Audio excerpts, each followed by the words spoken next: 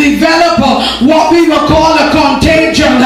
Anybody goes near you, they're going to get leprosy. But in spite of their being marked for death, they had a desire to live. They said, listen, if we stay here, we're going to die. If we move, we may die.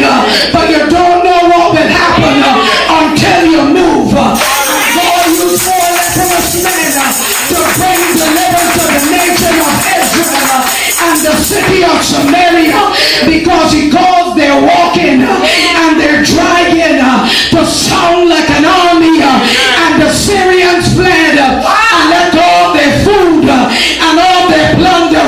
God wants you to make a move today. It takes faith in the ability of God. Don't be moved by what you see, for the things you see are temporary, but the things you don't see are eternal. God wants you to step up by faith and make a move. Take up the application. Whether you have a degree or not, it is God who's employing you. He will give you favor in the name of Jesus Christ. God, I already want to tell you, you can't get it, you won't get it. I am telling you, when God is hiring, nobody can hire.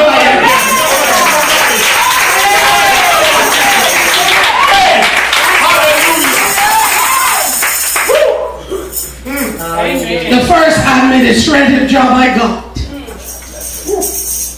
without qualification, none whatsoever. I barely had a legal birth certificate, because you get jobs by certificate. And I went and I sit the test and I passed the arithmetic. Thank God I could add. But when it came to the typing, I failed. And the manager of the insurance company says, I'm so sorry. He was such a humble, down-to-earth man. He said, I'm so sorry. You did good on the arithmetic, but you passed the typing. And I failed the typing. And I said, I'm so sorry. I said, I just got the computer. I just started this course. And I spent the whole weekend in SDF, semicolon, LKG. Now they're trying to do and type that kind of stuff. It's just on the computer. And then he said to me, I'm going to give you this job. I just got a feeling you're going to do real good. And you are not going to disappoint me. Listen, the Lord moved me from working for $45 a week in the factory, trimming thread from all finished garments, and put me in front of typewriter and the phone, good morning, Barbados Commercial Insurance, giving me $700 a month. In that era, that was $7 billion, but I had no certificates. A man would say I had no experience. A man would say that I was not qualified. But when God has the job for you, you believe that you can get it. Now the favor of God is upon your life. You don't need a degree. You don't need a letter. You saw God speaking in your behalf. Get up and put in the expectation. You've got to make a move. Like the woman with the issue of blood. Listen, I used to be anemic when I was younger. And when the time of life come, I used to be weaker. So I can imagine her with her weak, frail body pushing through the robust crowd. She's got the faith. Just if I touch the hem of his garment, because it was in the law that the Son of Righteousness has arisen with healing in his wings. It was known that healing would be in the fringes of the talit of the Messiah. When he arrives and her faith, hallelujah, Jesus was man, so he would not have known she was coming unless the Spirit of God had told him. But when she touched him, he stopped and he said, somebody touch me. The disciples are saying, but people are pushing you and throwing you, and you're saying somebody touch me. He said, for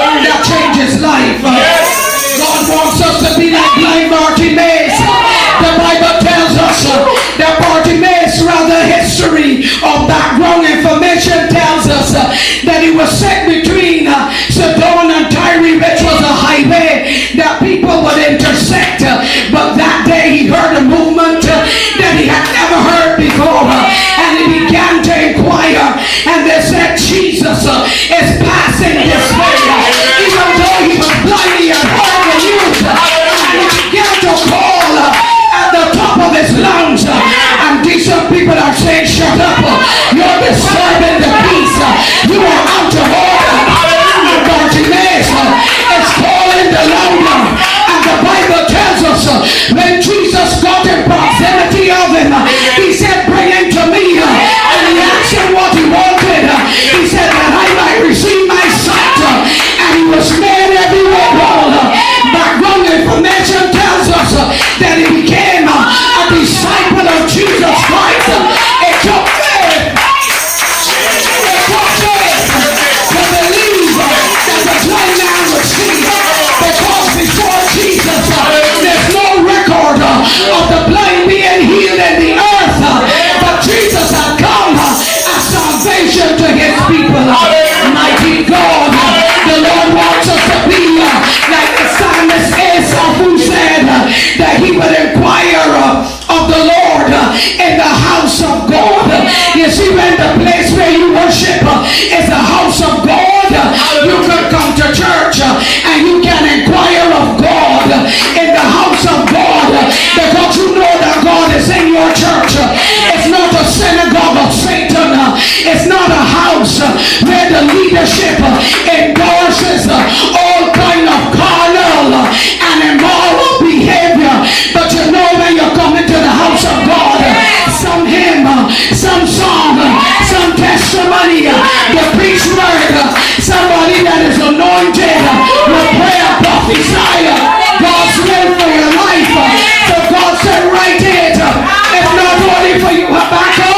There have some saints that pilgrim in the year 2021, in the year of the Lord, not even AD or BC, but in the name of in the year of the Lord, that needs a word of encouragement, that are going through some things that only their faith can bring them out.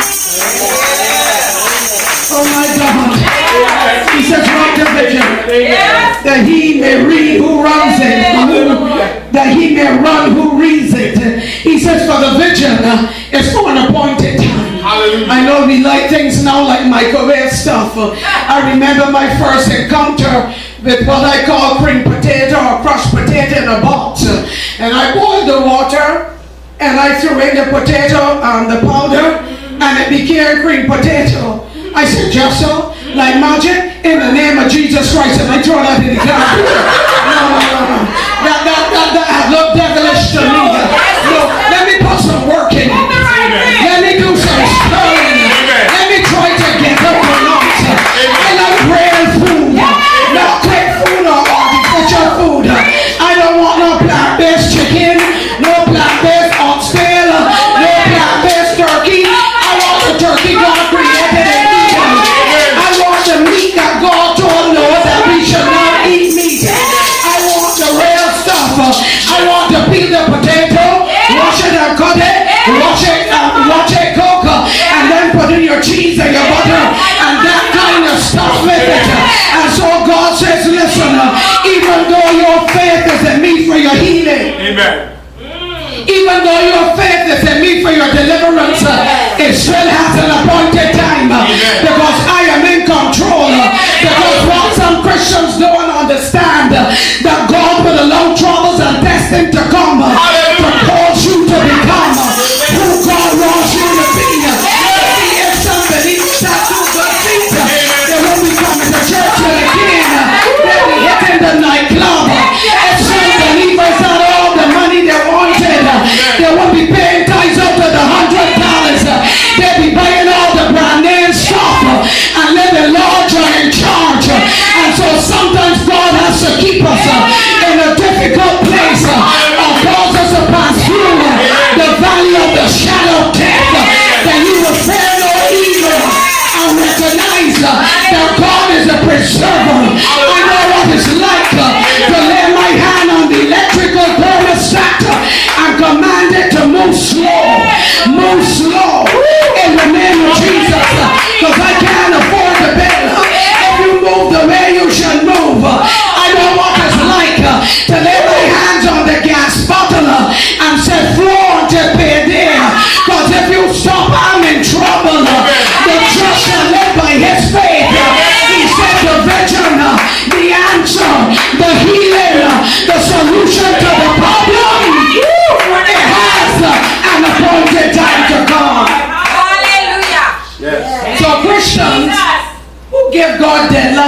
dates.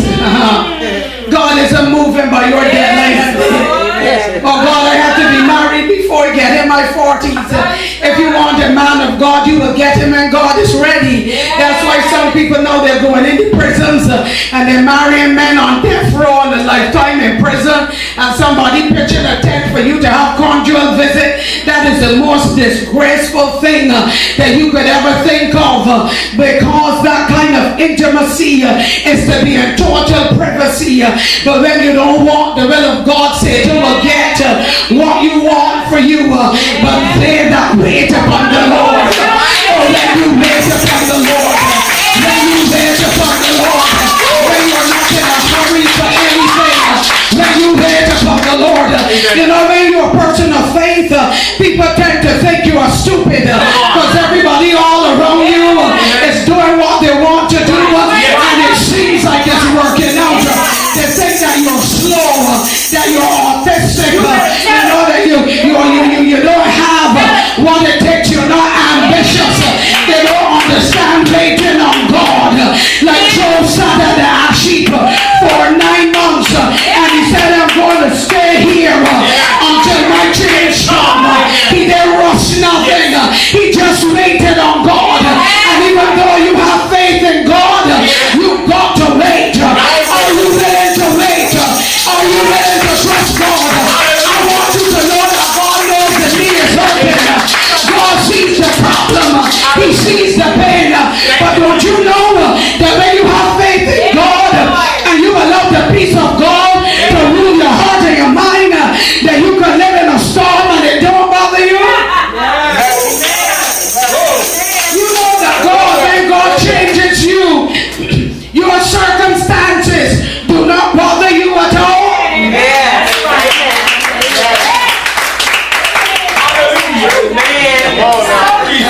Thank you, Lord. Yes. That's right. Thank you, Jesus. So true. Bless our Lord. You'll be telling God to get me out. You'll be telling God to deliver me now. I remember years ago the Lord said to me, don't rush out of it. Yes.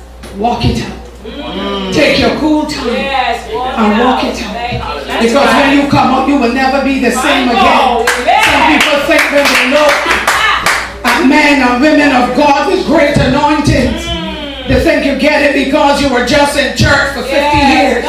But if they know that you went to hell and back,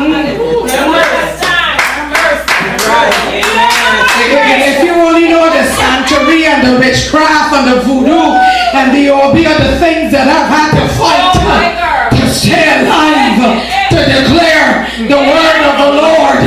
But when you know who you believe in and that God is a stronger God, when they sent the demon of death and it didn't kill me, they went back to the orby man, pay more money, get more stuff, you know, to figure, well, she probably doing the same thing. But when you know God, he that dwells in the secret place of the Most High God shall abide under the shadow of the Almighty. When we forget that real faith requires patience, and that faith works with the perfect will of God, and in set times we become impatient and anxious, worried, sad and disappointed when our timelines or dates are not met by God. Amen. Amen. Real faith requires patience. Yes, Lord. Have mercy. Waiting until God is ready to do what He wants to do for you. Yes. That's why some believers want the promise, the deliverance that God has ordained for the winter in the summer or for the fall in the spring. Yes. I want you to know today that it doesn't matter how serious or severe your situation may become. If God has the answer for you in the winter, it's not coming now in the fall. Amen. It's coming dead winter. Amen. Cold dead winter. They want the miracle that God has purposed late in the midnight hour or at noonday, in the evening or in the morning. It's not coming. No.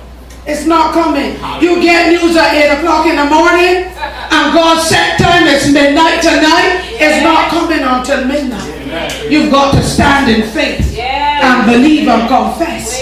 I know that my Redeemer liveth. I know that all things work together for the good